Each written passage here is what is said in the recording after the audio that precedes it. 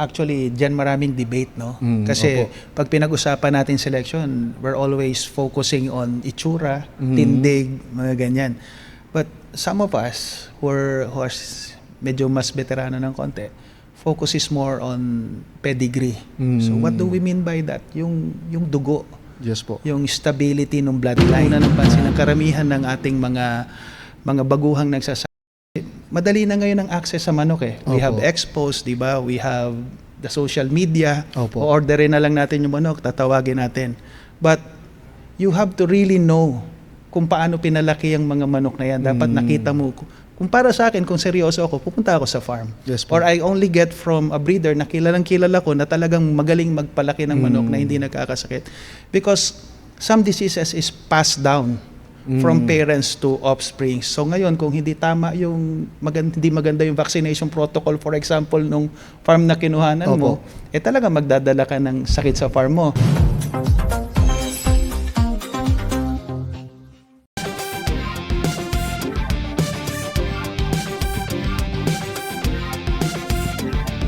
Yun, magandang araw mga kalarga na, at muli po nagbabalik ang inyong lingkod, Churudy Llamador ng Manila Arena, para dito sa ating napakagandang episode na pag-uusapan natin ngayong araw.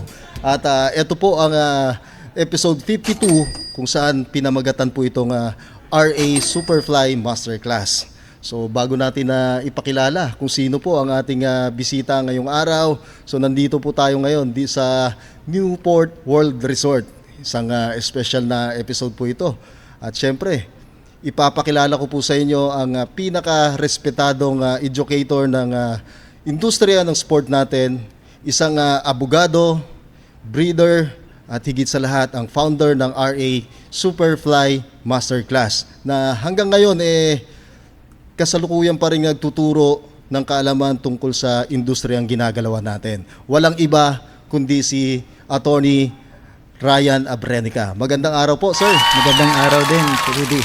Pakilala muna po tayo at bumati po tayo sa ating mga viewers ng Larga na Podcast, at syempre sa mga followers nyo na rin po. Magandang araw sa mga taga-sunod ng Larga na Podcast at saka sa mga estudyante natin ng masterclass.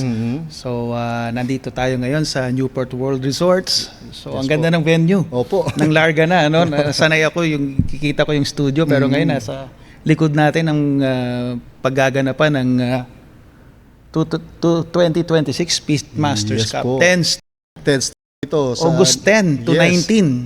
Yes po. Magandang So bago natin pag-usapan ang RA Superfly Masterclass, at syempre bago na rin po natin pag-usapan yung breeding tungkol sa bloodline, tanungin ko po muna kayo, sir. Sino si Attorney Ryan Abrenica bago mahilig po sa industriya natin ng game fowl? bago ako napasok sa Po. no.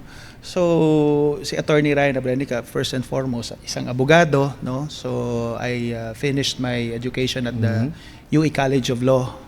Then nung bata pa ako, nagsimula na rin ang pagsasama. Kasama ko yung mga tiyuhin ko, lolo ko, tatay ko, Opo. pati yung pinanggalingan ng bloodlines ko, finifinance ng daddy ko. So, nung nag-aral ako ng abogasya, tumigil muna ako sa kasi yun ang requirement ng tiyahin ko na nagpapaaral sa akin. Cut muna lahat. Cut muna, saka na muna kung di mauubos yung sahod. Pag Ubos abogado muna. ka na, hindi na kita papakialaman. Opo. So, nung natapos na ako, naging abogado na ako, bumalik tayo sa So hulaan ko lang po, attorney. Naging mentor nyo po, nabanggit nyo po yung tito nyo. mga tito ko, si daddy. Tapos, ang finifinance ng tatay ko kasi during that time, in the 90s and early 2000s, si Eduardo Sioson, better known as Mang Eddie Sioson. Opo. So, doon ang galing yung mga lemons namin na kilalang-kilala ngayon. And then later on, naging mentor ko din, ninong ko naman, si Attorney June Mendoza, si JN Fantastic. So siya naman na nag-introduce sa akin sa mga Amerikano na nakatulong din na makapagdagdag ng mga bagong linyada sa farm. Matibay pa rin, ano? Kasi sometimes you get lucky with your mentors. Yes po. So pagka maayos yung mentor mo, mas madali yung pag-angat mo sa Tama. At Eto, attorney, bilang isang abogado, paano nyo po napagsasabay ang profesyon nyo at yung hilig natin dito sa industriya natin? You'll be surprised, kuya, na ang mga napakadaming abogado. Di ba? Mapapansin ninyo, Yes po. sa parang nasa forefront, puro abogado. So tingin ko, parang because lawyers are naturally aggressors, parang para dito tayo sa... Tama po. So parang yun, dito talaga din tayo papunta. So, pagkatapos po noon, dire-diretso na po yung... Breeding natin. Breeding no? natin. So when I moved to Cebu, say I married, my wife is a Cebuana. okay po. So paglipat ko ng Cebu, naisipan ko pwede na siguro akong magsimula buong ulit, mag-breed. So I went back to my uncle in Laguna who kept our bloodlines ni Daddy. Nung nag-aaral pa ako, tapos kinuha ko ulit yung mga lemons ko. And those are the same lemons na dinala ko sa Cebu, wherein natulungan ako na maging 2-time Breeder of the Year ng Central Visayas Breeders Association. Opo. So I'm still using the same lemon bloodlines up to now. So, ito, attorney, nabanggit nyo nga po yung breeding. Ano po ba? Nag-umpisa po ba tayo sa yung pagkahilig natin sa sport natin? Diretso na po ba sa pagbe-breed na kaagad o na tayo? Kasi nung nagsisimula kami sa Laguna, kasi doon ako I'm from San Pablo City. Then my dad was financing the farm of Eduardo Sioson. Nasa Mount Manahaw naman 'yon. Opo. So nung time na 'yon, nahihilig na ako sa conditioning. Wala pang breeding kasi pinipinance lang ni Daddy yung farm ni Mang Eddie, tapos si Mang Eddie minsan magpapadala ng mga manok. Ako yung magkukondisyon. So bata pa ako, nahilig ako magkondisyon kasi pagka nananalo, meron ako laging bonus at saka per win sa Yung per Daddy. win, oo. Kasi ginagawa ko, iniro-roll ko yun. Pinupusta ko rin yung per win ko. So, nag-e-enjoy ako kasi, birin mo, high school pa lang ako noon. Actually, elementary ako nag-start magsabi. First time kong bumitaw, grade 4. So, First ibig time kong bumitaw sabihin, ng manok. attorney, yung nahook ka dito sa sport natin, nag-umpisa ka, conditioning. Tapos, Yes. bago ka Bago na pumasok punta sa pagbibreed. Yeah. Pagbalik ko ng Cebu, I saw to it na makapag-expand naman ako na expertise ko, which is breeding. Kasi habang umiidad tayo, parang doon tayo papunta eh. Mas gusto na natin yung tingnan yung mga nagpapalaki tayo ng sisiu. Pero when you're younger, mas gusto mo. During that time sa Cebu, paglipat ko sa Cebu, the Central Visayas Breeders Association, the largest organization there in the Central Visayas, pagka Breeder of the Year ka doon, may premyo ng mga sasakyan. Tapos malaki yung papremyo nila. So binuenas tayo when we won the 2 Breeder of the Year titles doon, 2 years apart. Opo. Nanalo tayo ng mga sasakyan. So nag-e-enjoy tayo. Then we also won the Integra Cup, the first ever Integra Cup sa Cebu. Dimeg. Meron ding sasakyan na libre. So dito sa sport natin, nakalibre na ako ng Dumami yung 3. sasakyan mo. Nagkaroon ako ng 3 sasakyan dito. Tapos dire-diretso na yun. Dire-diretso Tony. na. Oo. Tapos Eto mas hilig ko ngayon ang breeding. Breeding na ngayon. Ito na pag-uusapan po natin yung breeding, conditioning, at breeding and conditioning. So pag-usapan po natin yan. Ano po ba, attorney? Mas importante po ba sa inyo yung bloodline o tamang pag-aalaga lang? For you to be consistent sa panalo sa sport na to, it needs to be both. Maayos ang bloodline mo at marunong kang magpalaki.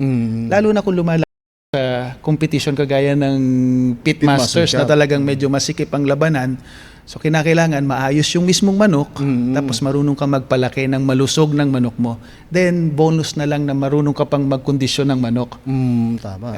When I formed the master class, kasi meron ako mga buyers ng manok, bumibili sa akin. Tapos after a few months, pag checkin ko na, kumusta na yung binili mo sa aking manok? Namatay. Yun ang mga storya nila. Hindi nakapagpasisyo, namatay. So I saw the need na kailangan may magturo din sa mga baguhan kung paano ang tamang pagpapalaki ng mga manok pa natin hanggang sa makarating sila sa mga kompetisyon na lalaban nila.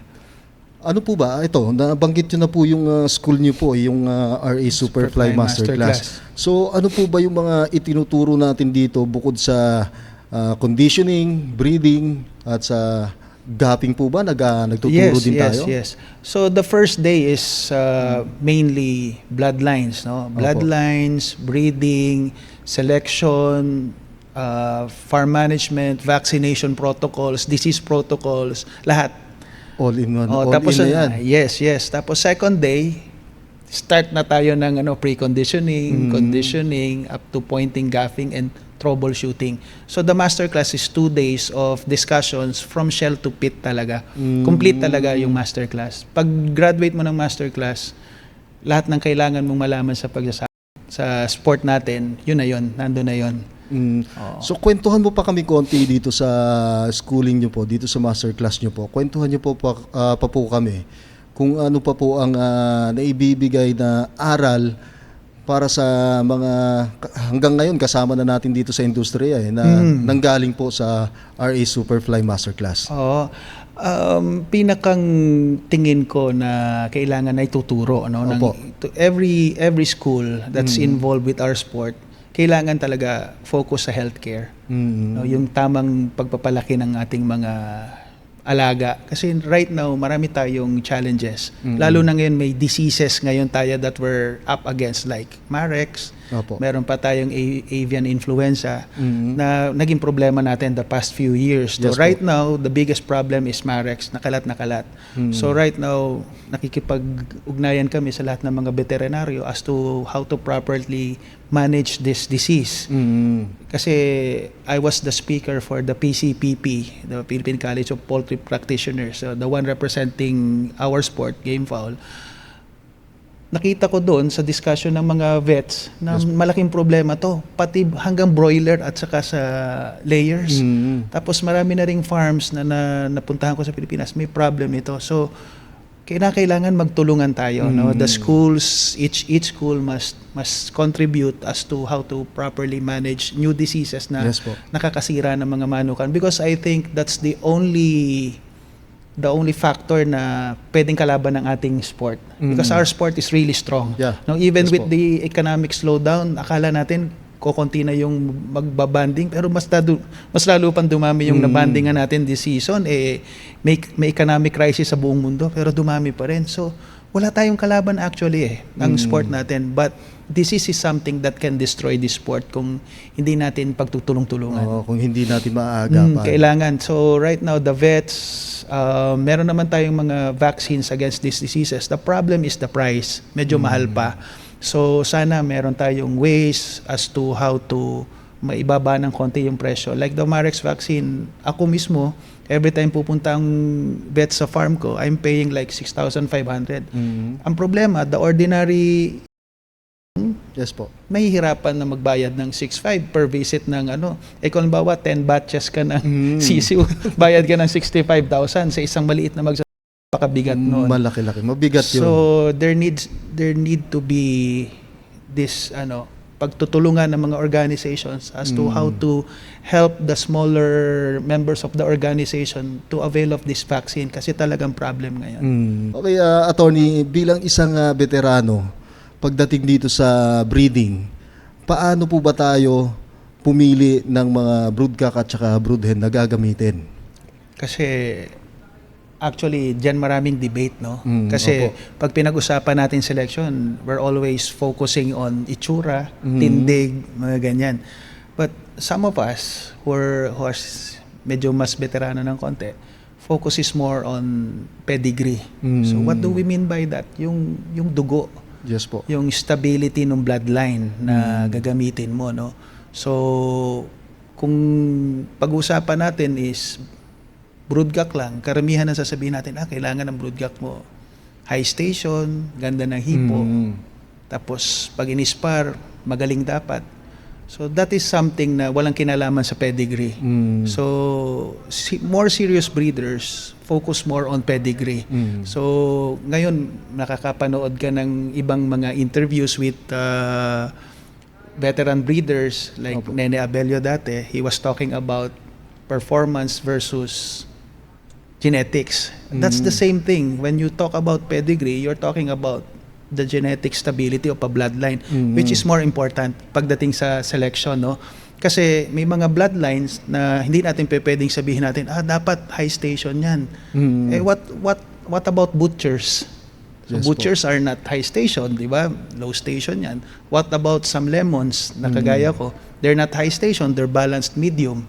So, after pedigree, doon na lang tayo pupunta sa susunod na importanteng factor ng selection, which is health. Kung pipili din lang kayo ng brood fowls, siguraduhin ninyo walang incidence of disease. Kung kaya ninyo. That is why it's very important that if you are serious dito sa sport natin, pag pipili kayo ng mga materyales, you visit the farm na kukuhanan nyo ng manok. Why? Why is it very important for you to visit the farm na kukuhaan mo ng manok? Kasi makikita mo yung farm practices. Pag pumunta ka dun sa farm, malinis ba yung farm? Wala ka bang nakikitang may sakit? Pag nakausap mo ng mahaba yung breeder, is he knowledgeable about the bloodline he is selling to you? Or baka bago din lang yung bloodline na hindi pa rin niya kilala yung bloodline? So it's very important na pumupunta ka sa farm, tingnan mo yung farm practices, then tingnan mo kung talagang may knowledge yung breeder ng tamang pagpapalaki ng malusog ng manok. Kasi one thing that is very important pagdating sa selection ng brood fowls is siguraduhin mong hindi yan nagkasakit. Kasi kung nagkasakit yan, you have now the difficulty na baka magdala ka ng sakit sa mismo mong farm. Tama. Which is dapat yun ang tuunan ng pansin ng karamihan ng ating mga baguhang kasi madali na ngayon ang access sa manok eh. We have expos, di ba? We have the social media. O-orderin na lang natin yung manok, tatawagin natin. But you have to really know kung paano pinalaki ang mga manok na yan. Dapat nakita mo. Kung para sa akin, kung seryoso ako, pupunta ako sa farm. Yes, Or I only get from a breeder na kilala ko na talagang magaling magpalaki ng manok na hindi nagkakasakit.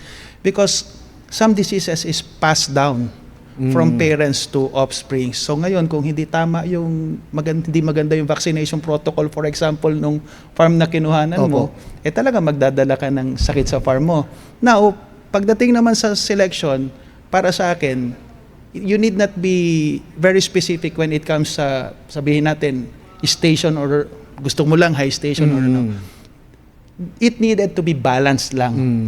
So for example, gusto mo sweater, so you need a balanced looking sweater. Something like medium high station na balance itsura. Now, pag halimbawa naman, butchers or some clarets or some lemons na medyo medium to low station to mga to, even though they are medium to low station, you still look for balance. Like for example, at least 45 degrees yung tail nila, tapos pag tumindig sila, mabrusko na nakalabas, nakahiyad ang mga dibdib nila, macho, tapos yung mga inahin, balanse rin ng itsura, very feminine, maganda mga hipo. That's the only time na pumunta tayo doon sa mga ganon. But the most important is make sure na hindi nagkasakit yung mga yan. So kailangan talaga i-check lahat, ano? Yes. Kasi yung iba, ito karamihan din, nadidiscuss rin to sa karamihan, tinatanong din, basta maganda yung hipo, tuwid yung buntot ng inahin, di ba? Tama po. Yun yung kadalasang ginagawa ng mga namimili ng mga broodcock at brood hen. Madali kasi magpaganda ng manok. Tama. Tiyo, kasi napakadaling magpaganda ng manok. And some beginners will be mabubulag sila. Ito gusto ko tong broodcock na to, gusto ko tong brood hen na to kasi gwapong-gwapo to, ang ganda ng tindig, high station. But if the pedigree of that individual is not good, kahit anong kagwapuhan yan, hindi kasi makapagpasa ng magagaling na mga anak yan eh. Tama po. Iba yung talagang genetically stable na naririnig naman natin sa mga veteranong breeder like si Nene. Dati nakita ko yung podcast niya. Recently, isa nating kaibigan, si Jomel Gatlabayan, he was talking about pedigree also. Dati kinakailangan, tama talaga yung stabilidad ng isang bloodline na hindi chapsuy-chapsuy ang ating mga binibreed para maging consistent yung performances ng mga anak. Yun naman ang binabayaran natin sa mga brood fowls. Pag bumibili tayo, kaya yan mahal kasi maayos ang dugo niyan. hindi natin sasabihin, maayos maayos ang itsura. Kasi kung gusto nating maayos na itsura, bili na lang tayo ng battle fowls. Oo, marami yan. Daming Marami gwapo. tayong makikita dyan. Lahat ng crosses na madaling magpagwapo ng manok. Pero Tama mahirap maghanap ng manok na maayos ang dugo. So, eto, para lang din po sa mga viewers natin at syempre sa mga followers po ng masterclass nyo po. Ano po yung magiging advice nyo para dun sa mga baguhang breeder, nagsisimulang breeder para maiwasan po yung aberya para sa pagbibreed? Para sa akin, dapat siguraduhin nyo muna na tama yung financial capacity ninyo na magmanok. Number one Kasi po yun. dapat nagsisimula ka sa pagbibreed, siguraduhin mo muna na may pera ka talaga para dyan. Kasi hindi cheap ang sport hindi natin. biro. Hindi biro. Ang mahal ng patuka, ang mahal ng gamot, ang mahal na ng mga bakuna, mahal ng pasweldo sa tao, di ba? So, kinakailangan, handa ka muna financially. Now, kung may pera kang extra para sa pagbibreed ng ating mga manok, diyan napapasok na kinakailangan matalino ka rin. You start with only a few bloodlines. Kasi ang problem natin, pag baguhan tayo, lahat ng marinig natin na bagong linyada, gusto natin eh. Uy, nag-champion sa Pitmaster, si ganun entry, bilhin natin ang manok na yun. O, nag-champion sa World ngayon, yung entry na yun, bilhin natin ang manok na yun. So if you are ganyan ang attitude mo, dahil baguhan ka, naiengganyo ka, lahat ng gusto mong makuha manok, makukuha mo, magiging collector ka na ngayon. So, hindi ka pa nananalo, for example, ng tukak, pero 20 na yung bloodline mo. Oo. So, ngayon, pag dumami na yung bloodline, that's the time na nagkakaroon na ng hindi na focused yung breeding ng isang baguhan, doon nasisira ang breeding nila. So, my advice for beginners, na lagi kong sinasabi sa mga estudyante ko, start with only 2 or 3 bloodlines at the most. At kung nakapagsimula ka na, for example, ng breeding, tapos marami kang bloodlines, you have to cut down the number of your bloodlines for you to be able to focus more on bloodlines na nagbibigay sa'yo ng panalo. Number Tama, 1, di ba? tama. So, yun pa na rin, paramihin mo na lang yung nagbibigay ng panalo, tapos yung mga nagbibigay ng talo sa farm mo, ipamigay mo na lang siguro yun. Mas maganda, ibigay mo sa kalaban mo. Di ba? Pero, ibigay mo sa kalaban mo, tas labanan mo. biro lang yun, Biro Tiwa. lang. Pero, pag pinapatawa ko yung mga estudyante ko, para kasi mahirap i-explain at mahirap kumbinsihin ng isang breeder na magbawas ng bloodline. Because some of us are attached to a certain bloodline dahil Yes po. pinamana ni Lolo yan sa akin, for example, or bigay ito ng aking matalik na kaibigan sa akin, pero halimbawa, masakitin na yung bloodline. Sobrang tapang na sa tao yung bloodline, for example, or talagang lamang na sa talo. So, you need to decide na tanggalin na yan at paramihin natin yung mga linyada na talaga nagbibigay sa atin ng panalo.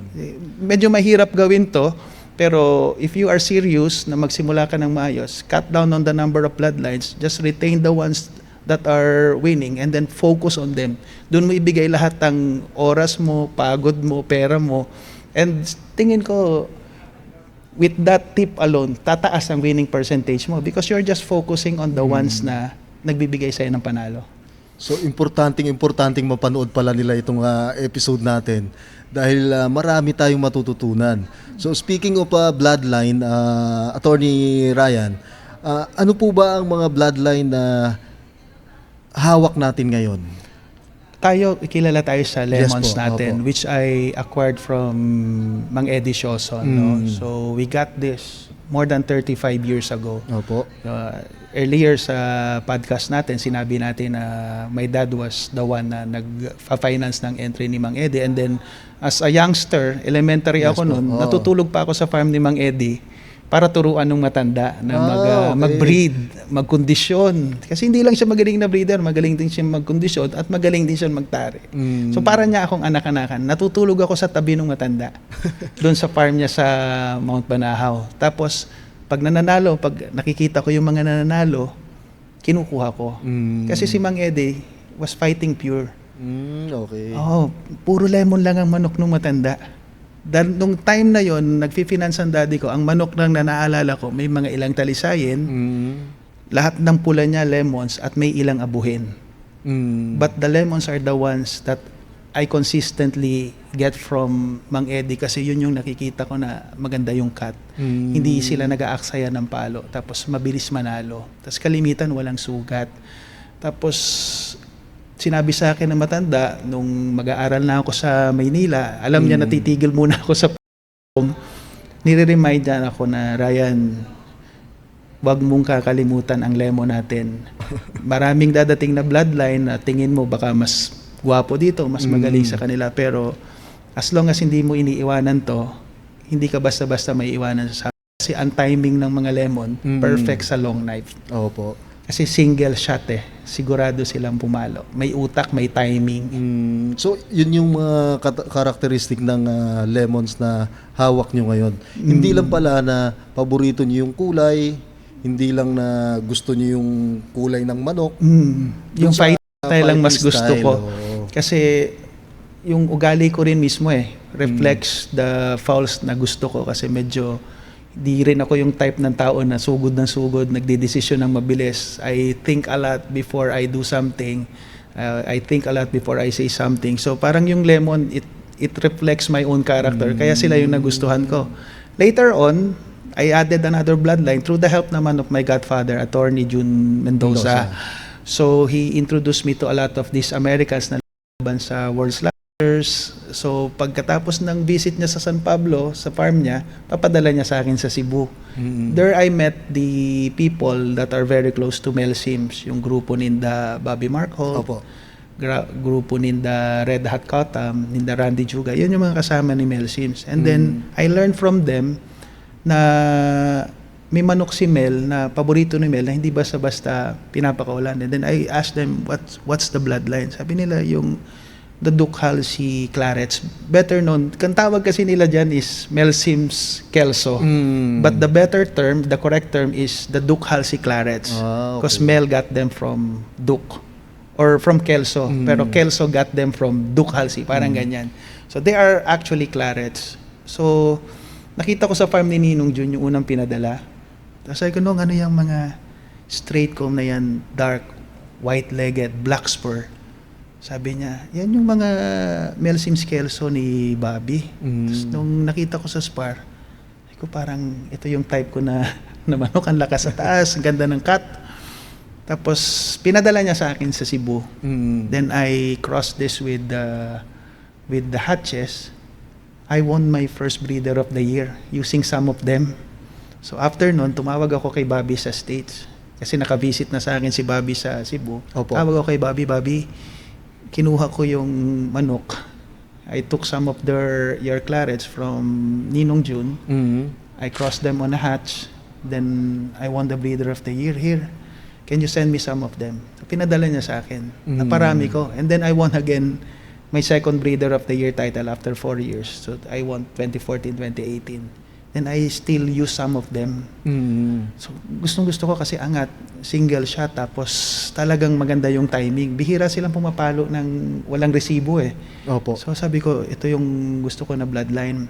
So right now, at least nakikita natin there's a resurgence ng mga bloodlines na to ngayon, no? Kasi syempre the Philippine thing is dominated by a lot of the sweaters and their variants. Pero recently nakakakita ka na ulit ng mga lemon crosses and claret crosses. Ikaw mismo nakikita mo sigurado sa sabungan, may mga umaakyat na ulit na medyo dark red, white leg. So you can be sure they're either claret crosses or maybe Dan Gray roundhead crosses. Attorney, yung mga lemons mo ba, meron po ba tayong ini-infuse na dyan? Untouched yung lemon namin. So, since 35 years ago when I got them from Eduardo Sioson. Kasi the way I maintain them, marami akong magpa-pure kasi nakafocus lang sa ilang bloodline. Yun yung sinasabi ko sa iyo kanina na if you really wanted to be successful in your breeding program, magbawas ka ng bloodline. All that I have in my farm, the lemons, the clarets, a gray blood, para lang may pangkulay ako, and then a hatch. Yung iba, pang ano ko lang, pang palumuti ko lang doon para lang may masabing may iba akong bloodline. Pero hindi ko pinaparami. So I'm just focused on 3 to 4 bloodlines. The beauty ng kokonti ang bloodline mo, pag nagpapapuro ka ng materyales mo, marami kang pagpipilian. At pag marami kang pagpipilian, makakaselect ka ng maayos na individual para ipagpatuloy yung susunod na henerasyon ng manok ko. Hindi sila basta-basta masisira, Tiyo, kasi masisira lang naman ang manok mo pagka kukunti ang pinagpipilian mo, tapos makapili ka ng isang individual na hindi siguro ganun kalusog, hindi ganun kabalanse, or wala nang abilidad dahil konti lang ang papuro mo eh. Opo. Dahil ang dami mong bloodline. Eh ngayon, dahil pag nagpapapuro ako ng lemon ko, the minimum every year is like 10 single mating pens. Imposible naman na hindi ako makapili ng maayos na individual para ipagpatuloy yung susunod na henerasyon ng mga lemon ko or kung ano pang bloodline na meron ako sa farm. So, Atty., bigyan mo nga kami ng isang magandang explanation dito sa bloodline na halimbawa, pag yung iba po kasi, pag nagbe-breed sila, pag halimbawang eto, may utak na ito, may power na ito, kulang sa basaan. So, kailangan lagyan ko siya ng gantong bloodline. Magandang question. Tumuloy. Yes. Tama po, may idea po ba tayo? Yes, kung paano yes. natin Kasi gawin yun? lalo na dito tayo sa long knife country kasi tayo eh. Yes po. Sobrang bilis ng mga natin, di ba? Parang segundo lang nagkakatapos na. So, pagka ganitong long knife ang pinag-usapan kasi natin, at mabilis natatapos ang mga labanan natin, you hardly ever test gameness. Hindi mo na natetesting yung tibay ng isang manok. Pero ang nai-improve natin for sure, cutting. Kasi kailangan mabilis tumapos ng laban, di ba? Pero yung tibay ng isang manok, yung abilidad nilang magtiis ng tama or sugat, hardly na natetest dito sa atin. Opo. That is why, noong naging kaibigan ko si Junjun Si ng Iloilo, namulat ako sa isang aspect ng pagsasabi natin na kinakailangan, hindi lang abilidad meron ng manok mo. Dapat itibay din. And yung tunay na tibay ang pinag-uusapan natin. Yung tinatawag nilang game na manok. So, akala ko wala naman siguro game na manok. Lahat naman yan, pag tinamaan, mabilis mo. Opo. Pero I saw with my own eyes na meron palang mga bloodline na grabing magtiis ng sugat. So, naging matalik kong kaibigan si Junjun Si. Pinadala niya ako ng mga blue faces niya na bilirubol. So, these bilirubols originally came from Joseph Chua and Peter Uy na pinagtiwala sa kanya. Ngayon, pinadala sa akin ito ni Junjun Si mismong araw ng Pasko. Ang nakakatawa dito, Tio, pagbukas ng karton ng mga tao ko, paglabas ng mga bilirubol na blue face, ang unang sabi sa akin, boss, reject naman ito pinadala sa atin. Eh yung mga pakpak halos malapit na sa damuhan. Tapos putlang-putla ang mukha, blue face talagang putlang-putla, no? Parang may sakit eh. So sabi ko, natatawa lang ako. Sabi ko, actually yan ang manok niya na kahit bayaran mo siguro ng napakamahal, hindi niya ibibigay sa'yo. So ngayon, using these blue faces, I was able to repair bloodline sa farm na kinakailangan ng tulong. So itong blue face na to, ikino-cross namin sa lemon. Konti lang ang kailangan namin, 1/8 lang or something. Lalagay namin sa gray for crossing. Maglagay lang kami ng 1/8. Ang tagal ng manok.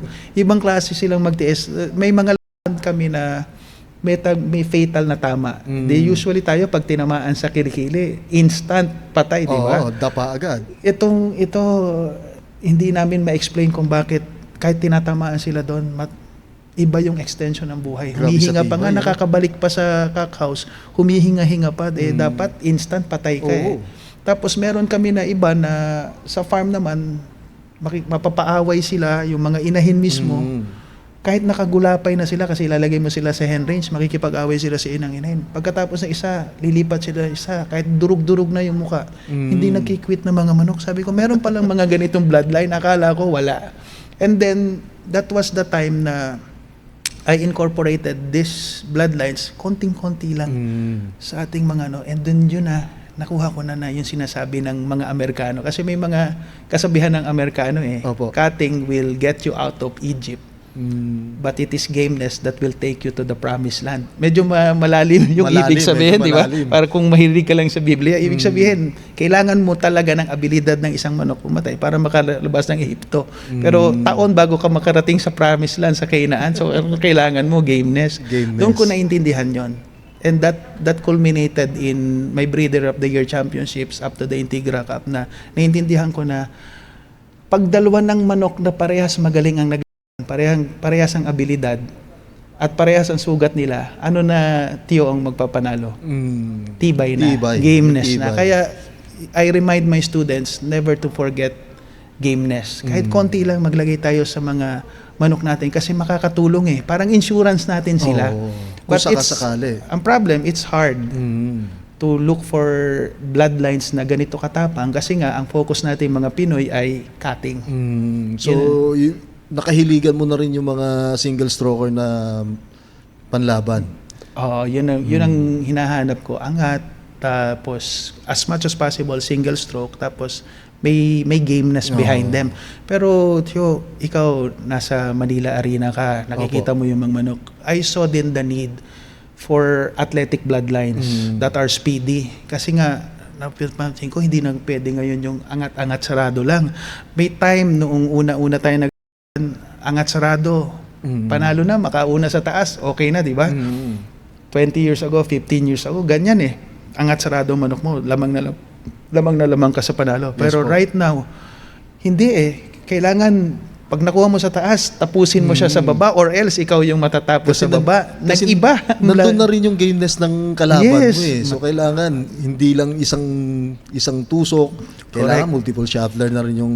Correct. Dapat may bottom. Marunong ka na sa ilalim. Yun yung nakikita ko sa it's not enough na hulihin mo ang manok sa taas. Kailangan meron ka ng palo sa ilalim.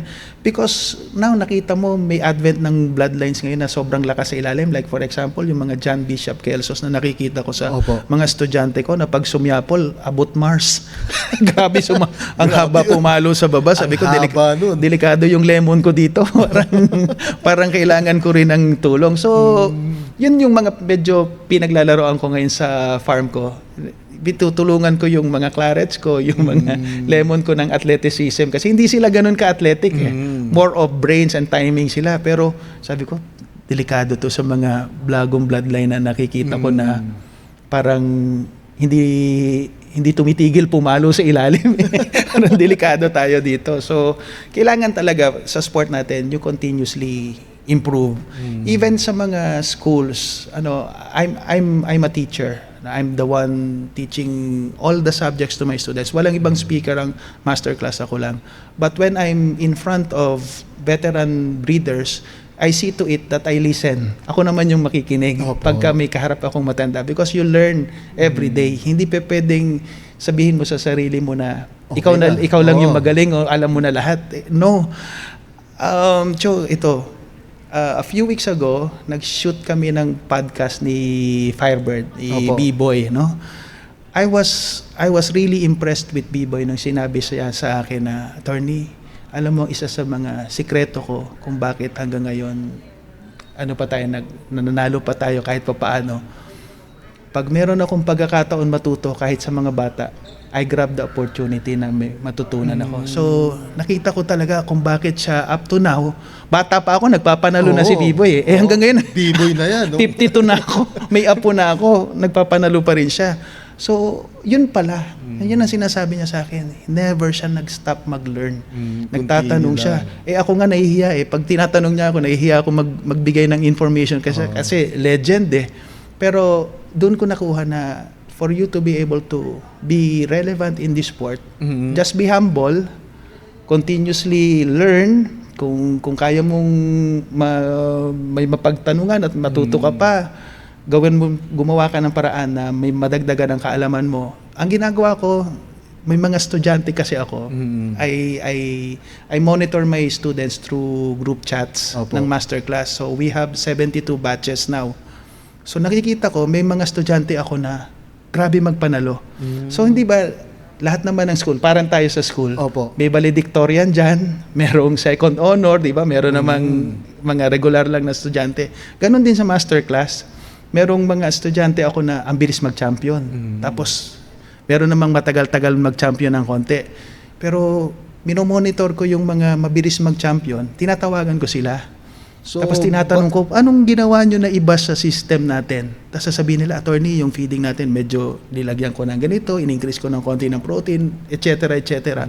I'm also learning from my students. So the masterclass system is continuously evolving through the help of my own students na tinuruan ko. Pati ako natututo rin sa mga estudyante ko kasi para sa akin, wala naman talagang isang tao na nag-dominate ng sport natin, di ba? Because this is a very hard sport.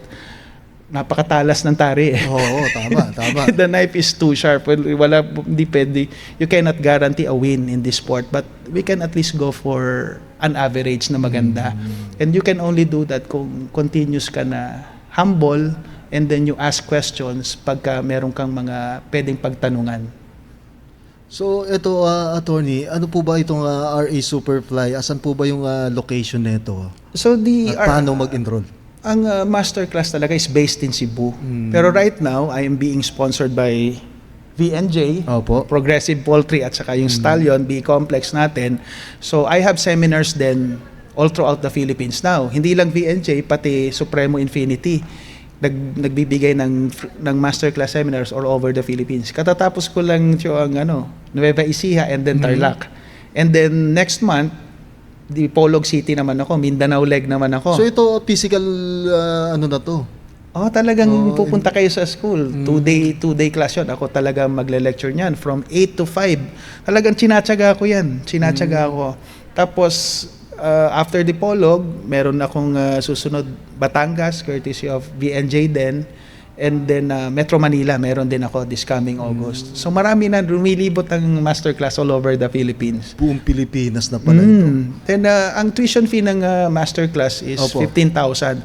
So actually, the masterclass is the most expensive school dito sa atin. No? So 2 days, 15,000.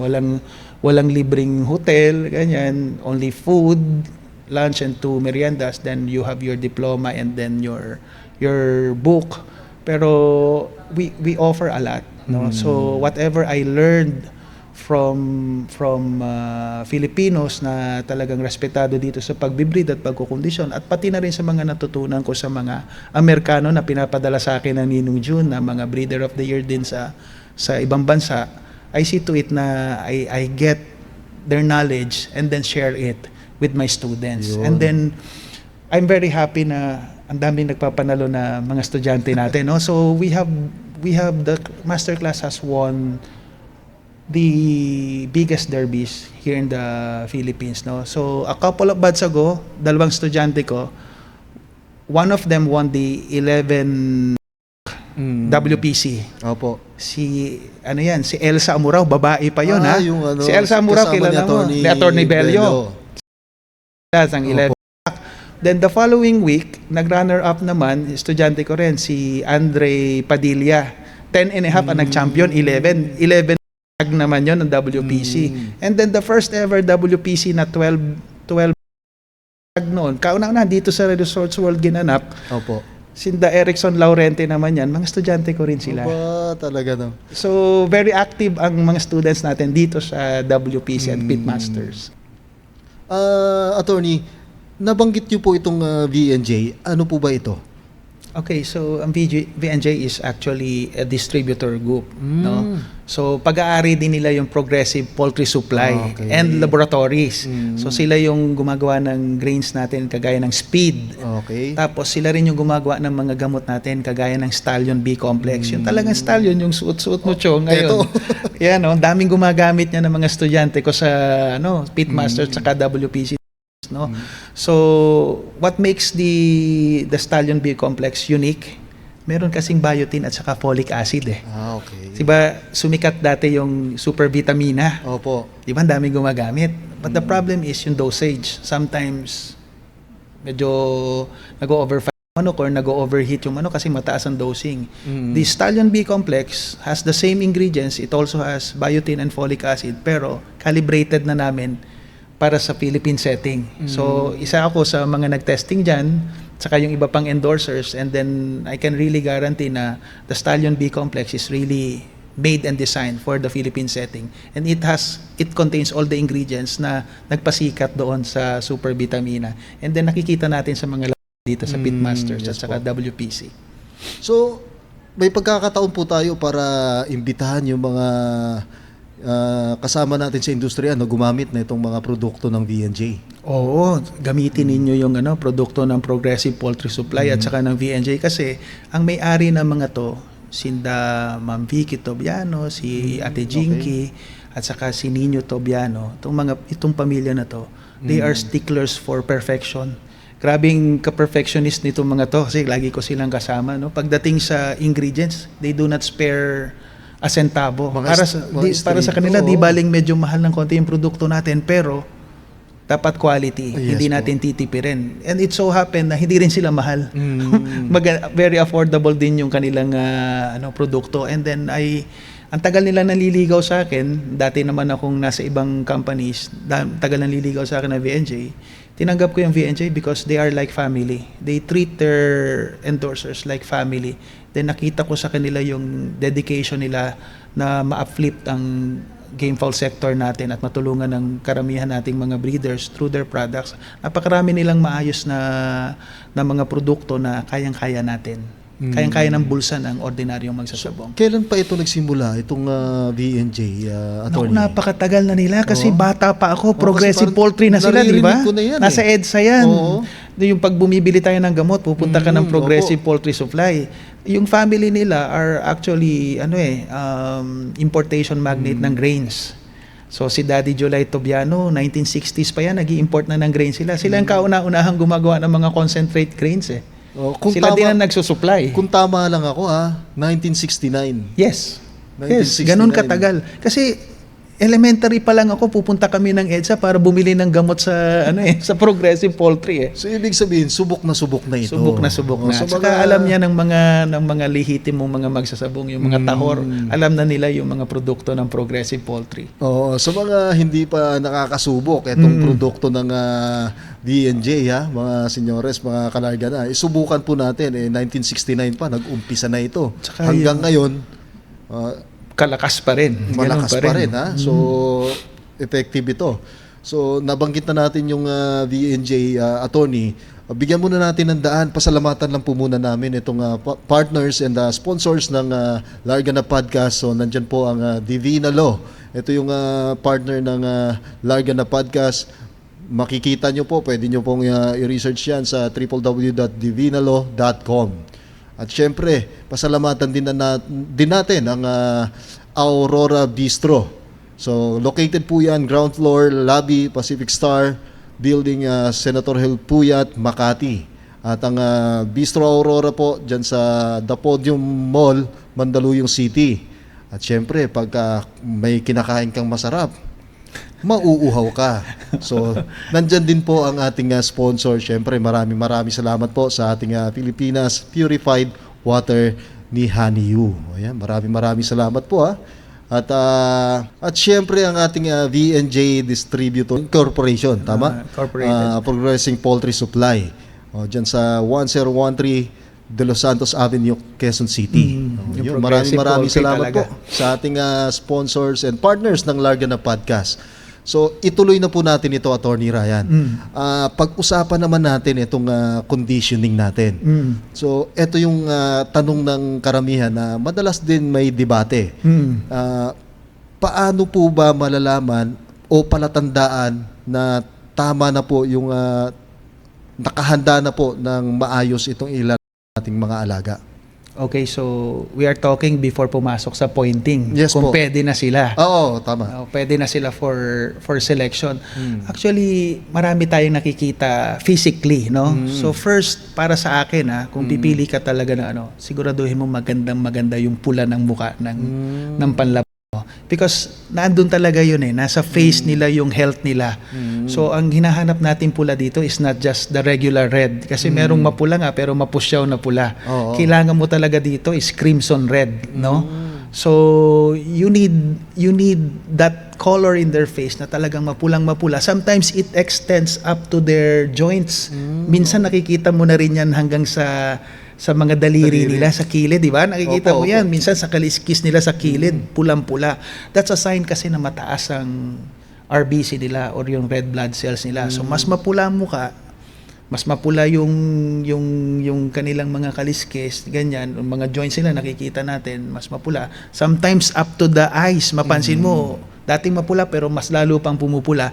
That's a very good sign that your rooster is in tip-top shape. Kasi the RBC may cycle din eh. Oo. Pag pumutok yan, bababa ulit, di ba? Tapos bababa yung level ng RBC, tapos tataas. That's why some breeders believe in cycles, which is true. May cycle talaga. Hindi ko lang kabisado how long a cycle is up or down. But isa sa palatandaan talaga is yung pula ng muka ng ating mga manok. Kung tawagin nga ng ibang yan, ano man tawag natin pag pumula na? Ano yun? Meron na. Senyales? Senyales ba ang tawag natin doon, no? Parang ganun na naglalabas. Parang nagsusugat-sugat nga sila minsan dito. So may mga ganyan. Kasi dati, yung isang handler namin sa farm, nung bata pa ako, magaling siya na magpagalaw ng manok. Hindi gumagamit ng fly pen. Very, very unique. Mataas lang mga hapunan niya. Bababa niya yung manok, lilipad, bababa, lilipad, ganyan. Tapos wala siyang tapos ispar lang. Pero lagi niya sinasabi sa akin, ito, pwede na natin tong i-pointing. Pulang-pula na ang mukha nito. Tapos nagsusugat-sugat na yung mga joints. Lagi naghahanap siya ng ganon. So right now, naisip ko, through study, binagbabasa ako, bakit nangyayari to sa isang manok? So yun pala ang explanation. Mataas na mataas ngayon yung kanyang RBC count. At doon mo gusto mapalala ng isang manok. When the RBC is at its highest. Kasi doon siya pinakamalakas. Mabilis ang circulation ng oxygen kasi maraming nagdadala ng RBC na nag-circulate sa katawan niya. Mas matagal silang matay pag tinamaan.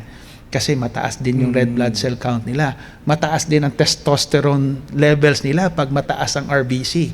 So those are the times. Then mapapansin mo, kaakibat nito, pag mapulang-mapulang mukha ng isang panlalaki mo, malakas din siyang kumain at malakas din siyang tumunaw. It's related eh. Yung circulation ng blood, oxygenation sa buong katawan niya because of the good circulation dahil mapula mukha niya, kakambal din na malakas siyang tumunaw, malakas siyang kumain. Eh alam mo naman yung kasabihan natin, pag mabilis tumunaw, mabilis din. Di na lang natin masabi dito sa podcast, pero alam mo na sinasabi ko, diba? Mabilis manalo. Kung mabilis tumunaw. May narinig nga ako, attorney, yung pagdating naman sa pagkain, medyo observable din po talaga na talagang maayos itong hinahanda mong alaga. Doon sa pagkain. Halimbawa, doon sa kainan nila. Mapapansin mo, pag hindi masyadong nagtitira, delikado yan. Nauubos yung pagkain, hindi rin siya tumutunaw ng maayos. Yes. And sometimes, baka overfed din yung manok. Okay. So, laging sinasabi ng mga Amerikano natin, and you can read this from a lot of the conditioning manuals na nababasa natin nung bata pa tayo, always have your roosters hitting the bottom of the cup. Ibig sabihin talaga, dapat lagutukan yan. Pag naririnig mo yung lagutukan sa ilalim, ibig sabihin, said na said. Ibig sabihin, tama ang dami ng pinapakain mo at mabilis tumunaw yung manok mo. So always have them hitting the bottom of the which is, tingin ko, nakalimutan ng iba nating mga nagkukondisyon. Kasi minsan, naglilibot din ako sa mga kakaos, nakikita ko, mismong limber na, pag nasa na sila, tapos kita ko pag inalok ng pagkain, tinitingnan lang, hindi interesado, something is wrong. So bakit uninterested yan? This is the time na hindi na natin sila masyado pinapakain, closer to the fight. If they're uninterested, something is wrong. He may be sick or he may be overfed. So kinakailangan malaman mo kung anong diferensya niyan. So halimbawa, ano yung remedyo nyo pagdating sa ganyan? Ano yung remedyo? That's the time para sa akin, ha? Opo. Kasi kung ang competition, kagaya ng Pitmasters, WPC, na talagang mahigpit ang competition, I will not suggest na, remedyohan natin yung manok na yan kasi mahinang kumain. For me, dapat, isa sa sikreto ng tagumpay, marami kang reserba. If you are in big days like this, 10 tag to, pinakamahina dapat iprepara mo 20. Double the number of your intended na ilalaban. Kasi pag may huminang kumain, out na kaagad sa amin yan. Something is wrong. Hindi na kami manghuhula kasi hindi naman nagsasalita yung manok. Mismo. Hindi ko naman pwedeng tanungin bakit ka mahinang kumain. So para sa akin, kung 2 consecutive feedings na sabihin ng handler mo, boss, hindi umubos kaninang umaga. Binawasan ko na ng pagkain ng hapon, hindi pa rin umubos. We never second guess chickens na pagka ganun, gamit na ng reserve, tanggal na siya. Kasi that's almost always a sure sign that something is wrong with your chicken pag hindi yan nag-uubos ng pagkain. Kaya dapat very sharp ang mga handlers natin dyan.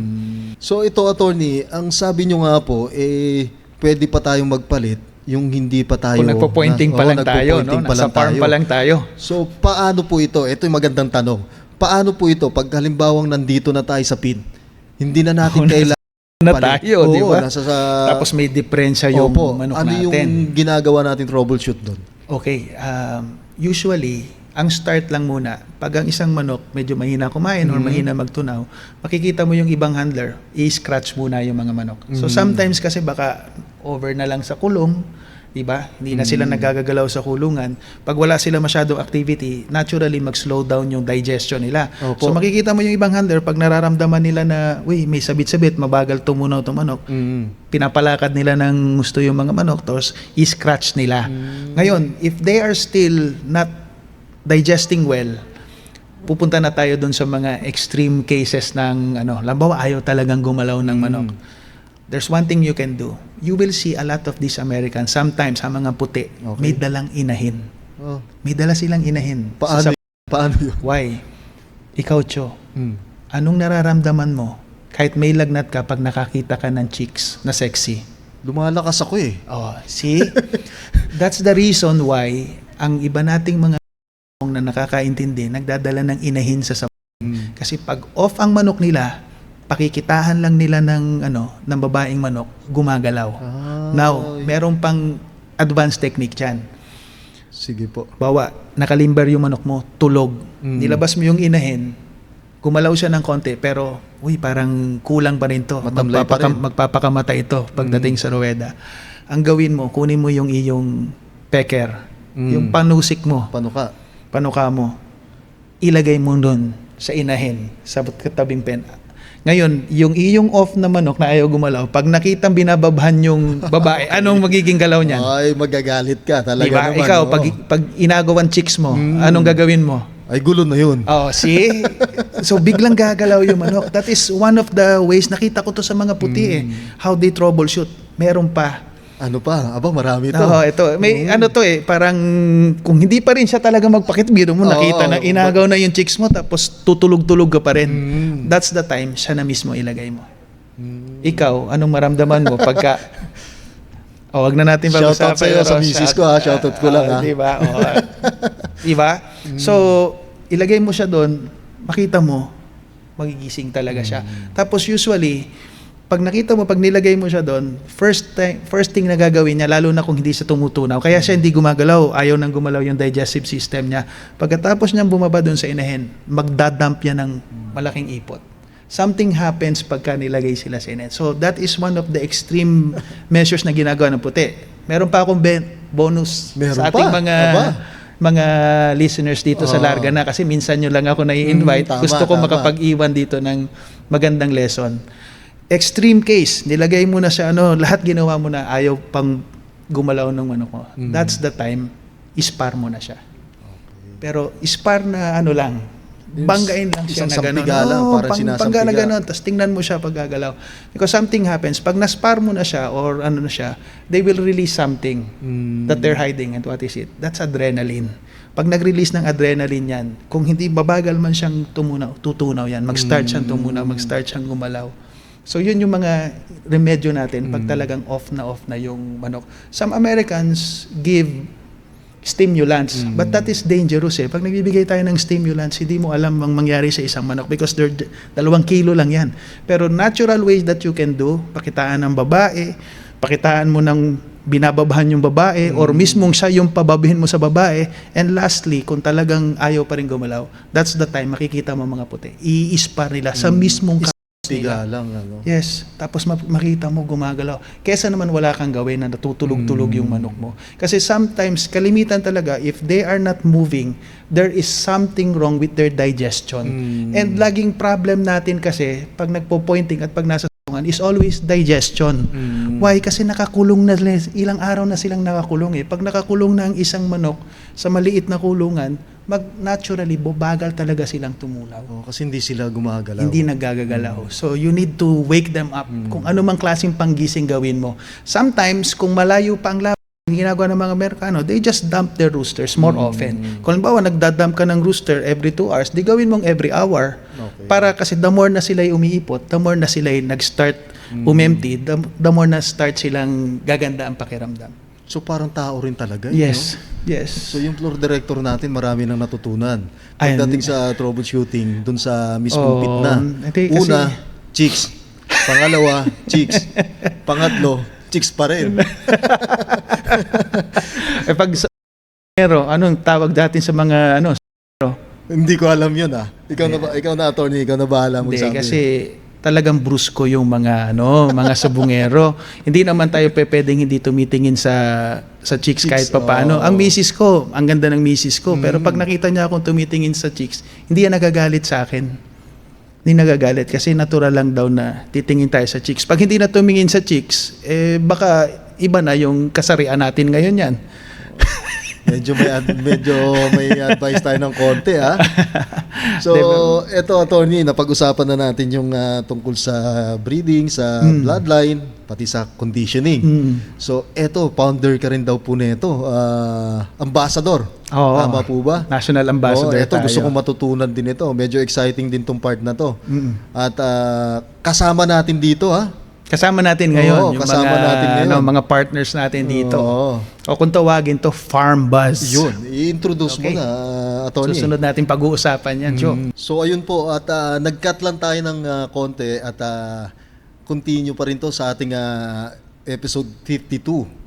At eto, nagpalit lang ng Balit na ng damit uniform. si Attorney Ryan. At eto, medyo excited ako dito sa bagong lalabas na platform na ito. Ito yung Farm Buzz. Farm Buzz. Ngayon, Cho, Yes may po. kasama tayo ngayon dito si Sir Oreo.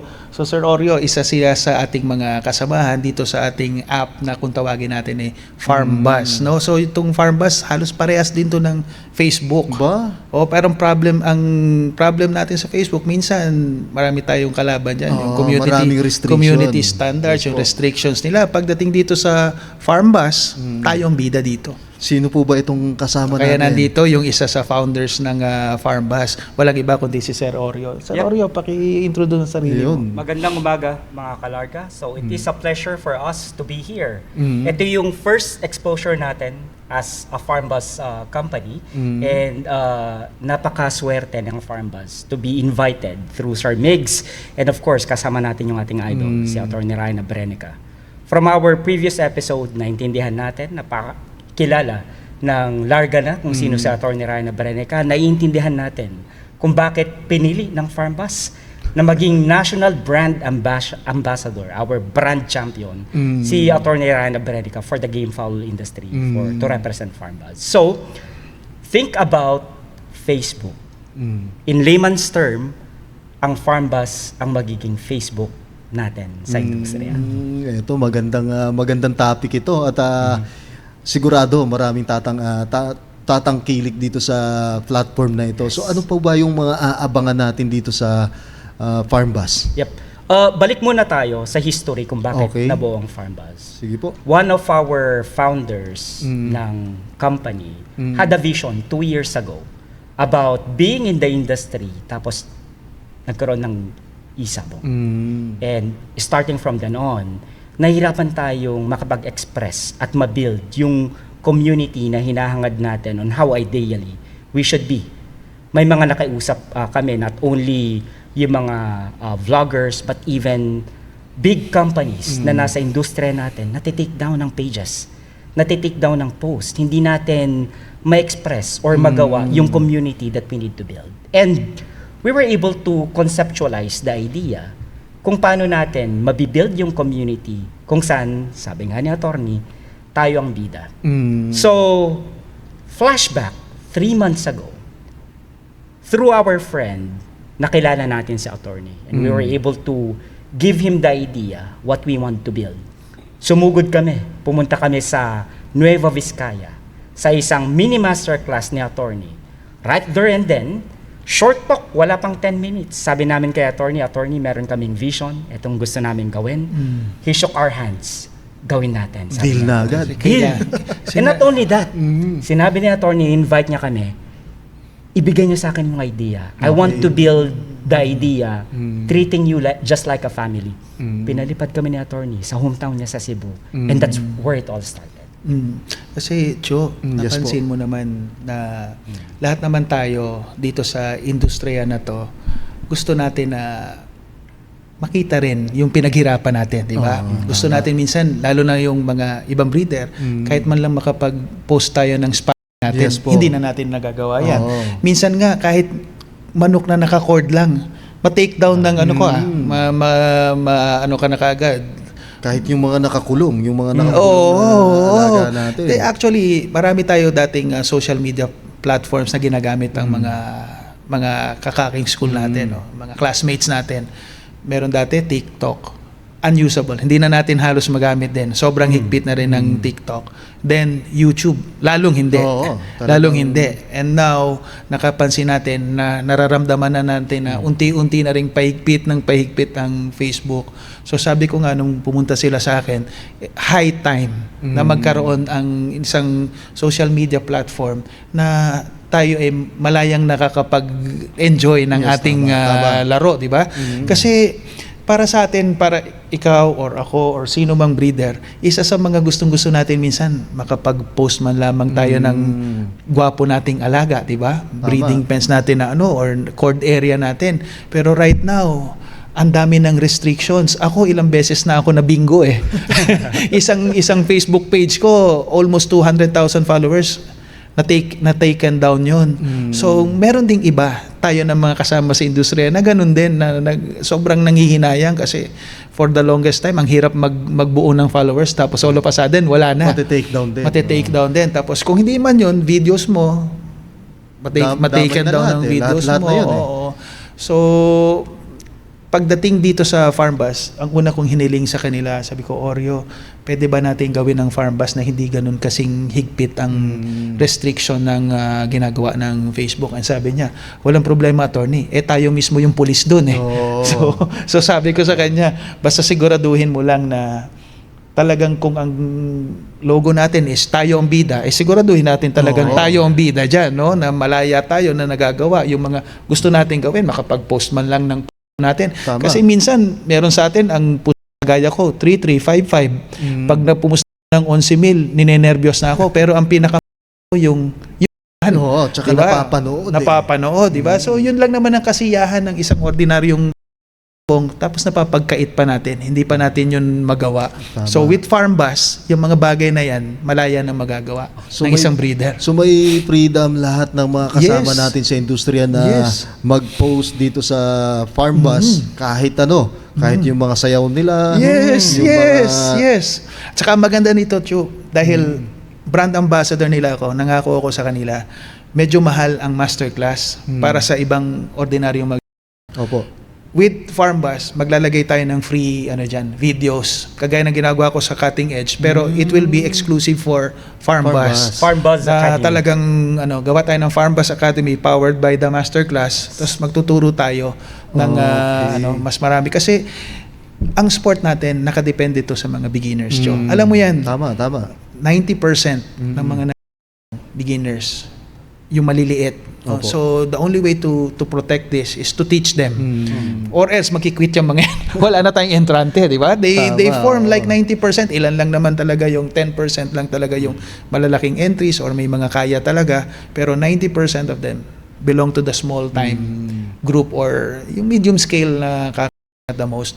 Sila yung mga ganyan na gusto mag-promote man lamang ng manok nila, makapag-spar, makabenta ng kahit isa pang entry fee, pang di ba? Opo. So yung mga ganyang klaseng magsasabong, yan ang matutulungan natin with farm bus. So ibig sabihin itong farm bus na ito may libreng tutorial to. Yes. gagawa tayo ng ganyan. Mga tips. Galing Tips sa niyan. Yes, isang, ng masterclass. oo. Pwede nga sabi ko, meron din kami kasing mga page na ginagawa at saka may mga iba pa tayong brand ambassadors like Roel Amano, si SP, si Sabong Pinas, and then si Birada Master ng sa Visayas region. Siya naman yung aking brand ambassador, local brand ambassador. And then sa Mindanao, si Davao Saging Queen, si DSQ. So these are the top 3 vloggers natin sa buong Pilipinas na magpapakalat ng ingay ng Farm Bus to encourage them to join the Farm Bus community. Magiging masaya to kasi ang masaya sa Farm Bus, yung language nito, lahat ng local dialects meron. Kung gusto mo, Ilocano yung language doon na lalabas. Ilocano, Kapampangan, Cebuano, Visayan language, and hindi lang tayo local.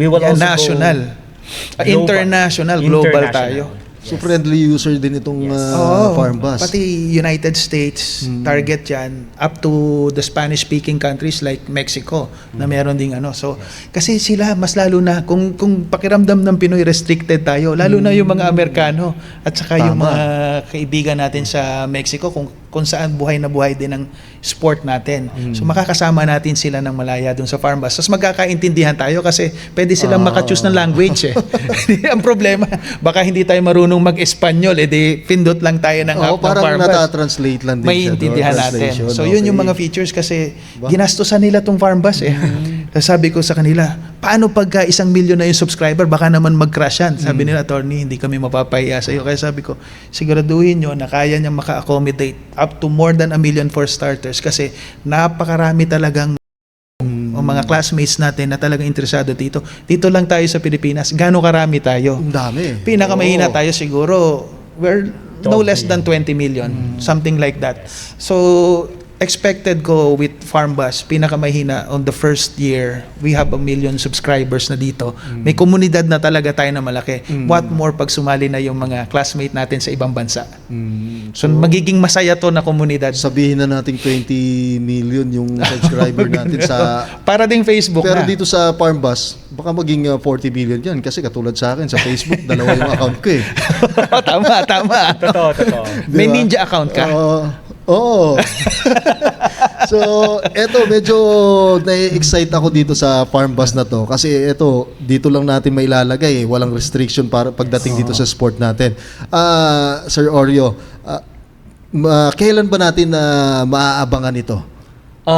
Available na actually. Okay. Nagte-testing na kami. Google Tulungan mo Play kami, ha? Oo naman. Magte-testing kami. Google Play Store, available tayo. Sa Apple, Android at saka sa Apple iOS, available tayo. Meron din tayo sa website, farmbus.com. So, by mid of the month, after lang ng testing namin ng mga magte-testing lang kami, stability, brand ambassadors, pwede na tayong lumipad. Yun talaga So naman. full deployment tayo Full within deployment. 48 hours Yes. on both Android and iOS. Yun ang maganda. Tapos magte-testing na muna kami. Then after that, we plan na i-invite ang karamihan na who Para wants to i-test. join this to help us join the stability of the app. Then after that, saka na lang natin lalo pang kung may mga suggestions pa kayo kung paano pa natin mas mapapagandang app natin, gagawin natin. At ang maganda dito, Chu, it's the same features na meron ng Facebook. Pwede ka rin gumawa ng page mo. Aba? May main account, tapos pwede kang gumawa ng page. Kung gusto mo magnegosyo, ganun din. Ibig sabihin, Parehas. pwede mo rin pagkakitaan Yes, yes. Kung Yun ang i-explain ko goal. lang more, Cho, it's more than just a social media account. Okay. Pwede tayong gumawa ng clubs and associations like Pitmasters of Yes. Luzon, of Visayas and Mindanao, different groups, and pwede kang gumawa ng parang page mo. Sabi nga na attorney, ang tawag natin sa feature na yan, My Farm. So My Farm, pwede mong i-showcase lahat ng mga materials natin, good practices sa farm management, and you will be powered with farm management tools. Yan yung angat natin kung bakit why beyond Facebook.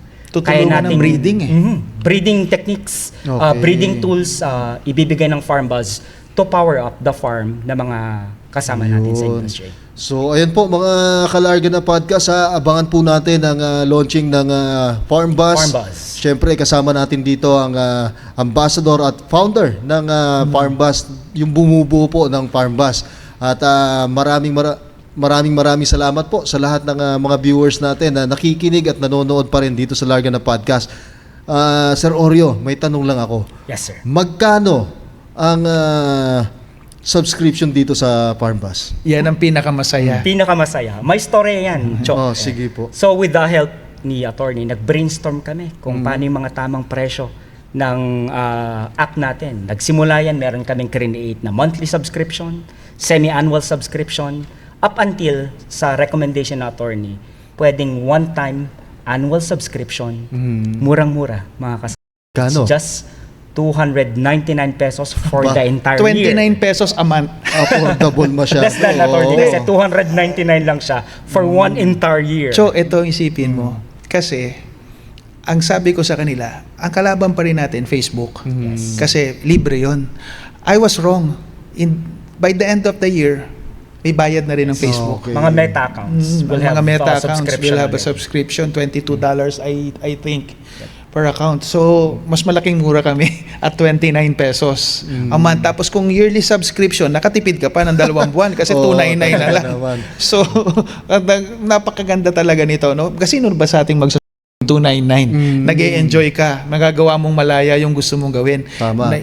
Namamarket mo yung manok mo. Kung halimbawa, nagne-negosyo ka o napapagyabang mo yung mga panalo mo. Kung gusto mo man, yun ang pride mo. So, eto medyo masyado na tayong mahaba sa usapan. Siguro magkakaroon tayo ng isa pang hiwalay na interview Segment. tungkol dito sa Farm Bus. So, eto bigyan muna natin ng daan yung mga viewers natin na nagko-comment at nagpapaabot ng kanilang shoutouts dito sa Larga na Podcast. So, eto nandito ang mga viewers natin. Si Suki na rin natin ito. Si Dido Aguilar 6709 watching from Dubai. Sana nga may part 2 ang interview ni Sir Jap. Napakaraming natutunan kahit inabot ng 2 hours, kulang na kulang pa din. Salamat po Larga na Podcast. Mabuhay po kayo. At galing kay Rasta Dance, ang galing, sulit 2 oras, daming natutunan. Ito talaga ang iniidolo ko pagdating sa mga explanation pangmasa. Kasama rin si Jerry Meya Aguirre, ayan, watching Ontario, Canada. Shout out Sir Migs and to all Larga na Podcast. God bless. Si Guillermo Gabriel watching from Canada. Ilocano Idol, galing ni Sir Jap. Underrated breeder Ian, sinubaybayan ko na siya since Sir Lando Lusong days pa. Diyan ko nakita yung big tail hatch. Ayun. At meron pa ba? Si Pitman, ayun, no? Very glad to watch another episode, especially with the host granting their viewers with guests they asked for. Philippines is the home of game fowl research and preservation in the world. Pitting is the only way to prove genetics vigor to last for generation. Gentleman sports. Meron pa ba? Wala na. Si Vizcard Valmores, one of the knowledgeable interviews dito sa Larga na. Yun, yung mga past nakaraang episodes. podcast natin. Si Ryan Maduri, ayan, solid content. Sir Miguel, napakadaming pwedeng madampot mula sa mga foundation at sikat na sa industriya. More content and more power sa channel na to. Watching from Iligan City. Ang dami natin, ha. At ito si Kalay Bilen. Oo nga, isa ito sa pinakamahaba pero talagang marami kang mapupulot na kaalaman. Mahaba na pero parang bitin pa. Shout out from Saudi Arabia. So ayan po mga senyores, at medyo ako nabitin din ako sa kwentuhan natin pagdating sa masterclass, pagdating sa Farm Bus, pero siguro magkakaroon ito ng Anytime. isang segment pa. Anytime. At attorney, kung meron lang po kayong advice o shoutout o parting words para sa mga viewers ng Larga na Podcast at syempre sa mga followers nyo po bago Okay. tayo magtapos. Okay, sa lahat ng mga fans ng Larga na, no? Ito lang yung gusto ko sana na ulitin sa inyo, no? Pagdating dito sa atin sa pagmamanok, spare no expense. Talaga, no? So, kahit sa pagpili ng linyada, kahit sa pagtatayo ng farm, no, pag-ipunan yung mabuti. Huwag tayong masasanay ng nanghihingi or discounted lagi, no? So, mas maganda talaga pinaghirapan mo, pinag-ipunan mo. You always go for quality in everything. In life, anything that is quality or pinaghirapan mo at talagang pinag-ipunan mo, yun usually yung sulit eh. So wag tayong magmamadali, and then always prioritize your family. No? So that is one thing that I always tell my students, no, na even though we love this sport, the priority will always have to be your family. Kasi once ang prioridad mo pamilya mo, tapos kaibigan mo yung asawa mo sa sport natin, mas masaya yung pagkasama natin ang misis natin at sumusuporta sa atin, ang buong pamilya natin. Yun, napakagandang paiwan sa atin ni Attorney Ryan. Sir, baka may shoutout po kayo, Sir Oreo. Yep, mga kalarga, Farm Bus came here para suportahan ng community, and we are hoping na masuportahan din natin ang Farm Bus para sa atin to. Yun, maraming salamat po sa lahat ng mga viewers ng Larga na Podcast, at huwag po natin kalimutan i-like, i-share at subscribe na rin sa ating YouTube channel, sa Instagram, sa Facebook at sa TikTok. Ayan, maraming salamat po. Mahabang episode nito at medyo nabitin pa tayo. Maraming salamat at abangan po ang susunod na episode, ang episode 53. Yun talaga. Salamat, Atty. Thank you, sir. Salamat.